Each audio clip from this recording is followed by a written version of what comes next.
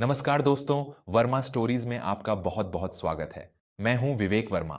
आज के इस आधुनिक युग में जहां रिश्ते कच्चे धागों की तरह टूट जाते हैं और जरा सी परेशानी आने पर लोग एक दूसरे का साथ छोड़ डेच देते हैं, वहां एक आदर्श जीवन साथी और एक मजबूत स्त्री की परिभाषा क्या होनी चाहिए? आज हर माता पिता अपनी बेटी की विदाई के समय डरते हैं कि क्या उनकी लाडली नए घर में खुश रह पाएगी? क्या वो चुनौतियों का सामना कर पाएगी? आज की यह कहानी केवल एक कहानी नहीं है, बल्कि हर उस बेटी, हर उस बहन और हर उस स्त्री के लिए एक जीवन मंत्र है जिसे अपने जीवन के नए सफर की शुरुआत करनी है। आज हम बात करेंगे माता सीता के उन 5 गुणों की जिन्हें अगर आज की कोई भी स्त्री अपने भीतर उतार ले तो उसका जीवन किसी भी परिस्थिति में डगमगा नहीं सकता। बनारस के 80 घाट के पास एक पुरानी लेकिन बेहद खूबसूरत हवेली में रहने वाले पंडित दीनानाथ जी के घर में आज उत्सव का माहौल था। उनकी इकलौती पोती रेवती की कल शादी थी। पूरे घर में गेंदे के फूलों की महक और शहनाई की गूंज थी। लेकिन इन सब के बीच रेवती अपने कमरे में बैठी फूट फूट कर रो रही थी। उसके मन में एक अजीब सी घबराहट और डर था। नया घर, नए लोग, नई जिम्मेदारियां, क्या वह यह सब संभाल पाएगी? क्या उसका पति हमेशा उसका साथ देगा? तभी दरवाजे पर एक आहट हुई। दीनानाथ जी अपनी पोती के कमरे में आए। रेवती की आंखों में आंसू देखकर उनके चेहरे की मुस्कान गायब हो गई। उन्होंने रेवती के सिर पर बड्ढे प्यार से हाथ फेरा। क्या बात है मेरी बच्ची, कल तेरी विदाई है और तू आज इन मोतियों को ऐसे ही बहा रही है? क्या तुझे अपने दादा की याद अभी से आने लगी? रेवती ने अपने दादाजी के गले लगकर सिसकते हुए कहा, दादाजी, मुझे बहुत डर लग रहा है। मैंने हमेशा इस घर में एक राजकुमारी की तरह जीवन जिया है। मुझे नहीं पता कि मैं वहां सबके साथ कैसे रहूंगी। अगर मुझसे कोई गलती हो गई तो, अगर समय के साथ हमारे रिश्ते में कोई दरार आ गई तो? मुझे नहीं करनी है शादी दादाजी, मैं आपके पास ही रहना चाहती हूँ। दीनानाथ जी ने एक गहरी सांस ली। वह समझ गए थे कि यह केवल एक लडचकी की घबराहट नहीं, बल्कि आने वाले जीवन की अनिश्चितता का डर है। उन्होंने रेवती को अपने पास पलंग पर बैठाया और बोले, रेवती, जब एक कन्या अपने पिता का घर छोड़ कर जाती है तो वह केवल एक घर नहीं बदलती, वह एक नए संसार का निर्माण करती है। तुम्हारे इन सारे सवालों का जवाब और तुम्हारे हर डर का इलाज हमारे शास्त्रों में, हमारी रामायण में छिपा है। आज मैं तुम्हें माता सीता के वो 5 गुण बताऊंगा जो हर स्त्री के भीतर छुपे होते हैं, बस उन्हें पहचानने की जरूरत होती है। अगर तुमने इन गुणों को समझ लिया तो दुनिया की कोई भी ताकत तुम्हारा घर टूटने नहीं देगी और तुम्हारा आत्मसम्मान कभी झुकने नहीं देगी। रेवती ने अपने आंसू पोंछे और ध्यान से अपने दादाजी की तरफ देखने लगी। दीनानाथ जी ने अपनी गंभीर और शांत आवाज में कहना शुरू किया, माता सीता का सबसे पहला गुण है त्याग और अनुकूलता, यानी परिस्थितियों के अनुसार खुद को ढाल लेना। सोचो रेवती, जनक नंदिनी सीता जो राजा जनक की पुत्री थीं और अयोध्या के चक्रवर्ती सम्राट दशरथ की बहू थीं, जिन्होंने जीवन में कभी कांटे नहीं देखे थे। लेकिन जब उनके पति श्री राम को 14 वर्ष का वनवास मिला तो सीता ने एक पल की भी देरी नहीं की। उन्होंने राजमहल के रेशमी वस्त्र त्याग कर उसी क्षण वलकल वस्त्र धारण कर लिए।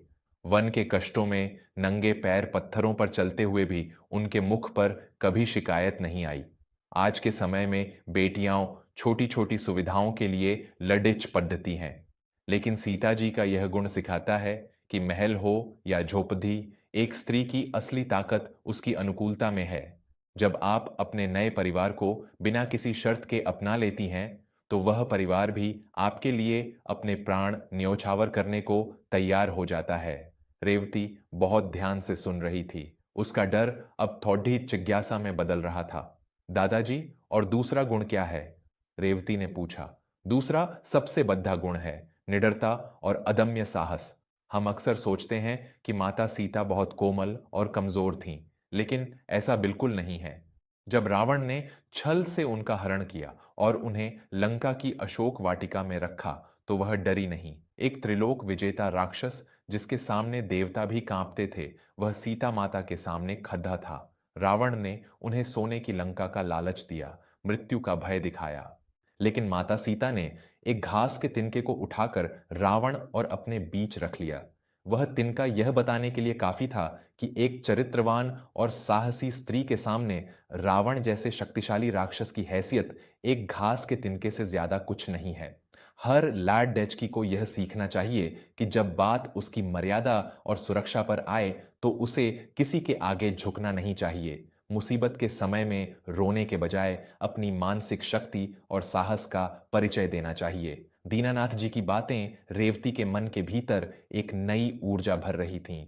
वह अब बिल्कुल शांत हो चुकी थी। तीसरा गुण है अटूट विश्वास और समर्पण। सीता जी का अपने पति श्री राम पर जो विश्वास था वह दुनिया के हर बंधन से परे था। जब हनुमान जी लंका पहुंचे और उन्होंने माता सीता से कहा कि मैं आपको अपनी पीठ पर बिठाकर अभी यहां से श्री राम के पास ले जा सकता हूं, तो माता सीता ने मना कर दिया। उन्होंने कहा कि मैं चोरी छिपे नहीं जाऊंगी।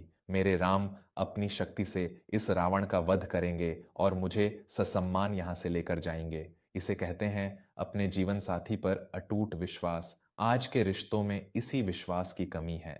जरा सी बात पर हम अपनों पर शक करने लगते हैं। अगर एक पत्नी अपने पति पर और पति अपनी पत्नी पर ऐसा ही अटूट विश्वास रखे तो कोई भी तीसरा इंसान उनके रिश्ते में कभी जहर नहीं घोल सकता।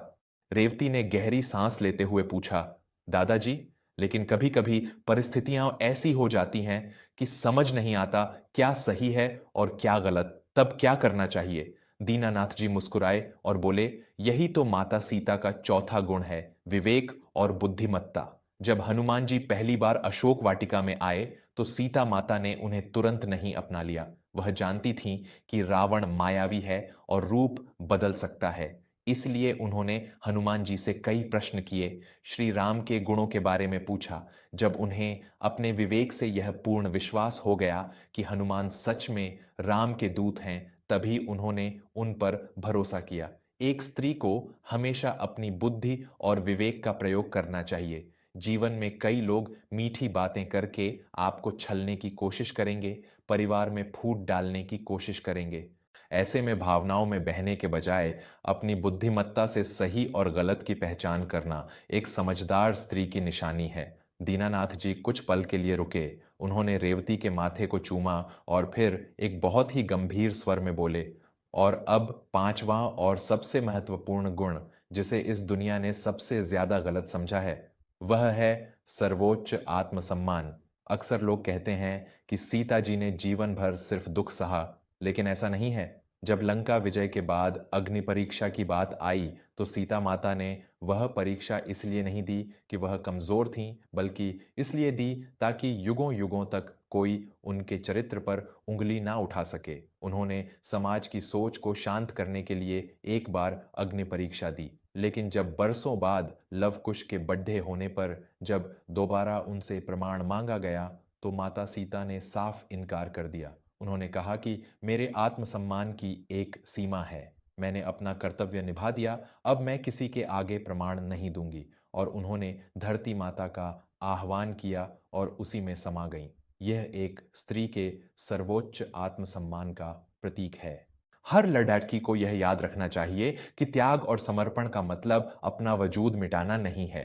जब बात आपके चरित्र और आपके सम्मान पर आ जाए तो वहां समझौता कभी मत करना। रेवती की आंखों में अब डर के आंसू नहीं बल्कि गर्व की चमक थी। उसे समझ आ गया था कि उसे अपने नए जीवन में कैसे प्रवेश करना है।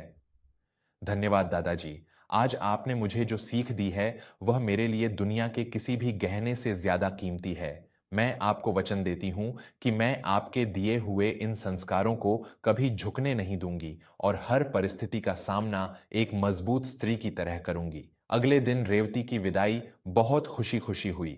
उसके चेहरे पर कोई डर नहीं था, बल्कि एक शांत और मजबूत मुस्कान थी जो माता सीता के उन 5 गुणों की परछाई थी। दोस्तों, हमारे ग्रंथ केवल पूजा करने के लिए नहीं है, बल्कि उन्हें अपने जीवन में उतारने की आवश्यकता है। माता सीता केवल एक देवी नहीं है, वह भारतीय नारी के धैर्य, शक्ति, साहस और आत्मसम्मान का सबसे बड़ा उदाहरण है। अगर आज की पीढ़ी इन गुणों को अपने भीतर समाहित कर ले तो हमारे समाज के कई परिवार टूटने से बच सकते हैं।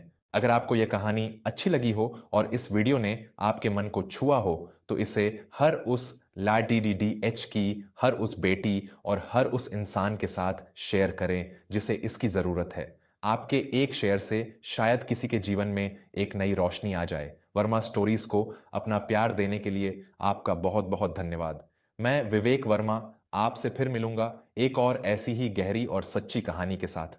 तब तक अपना और अपने परिवार का ख्याल रखिए। जय श्री राम, जय माता सीता।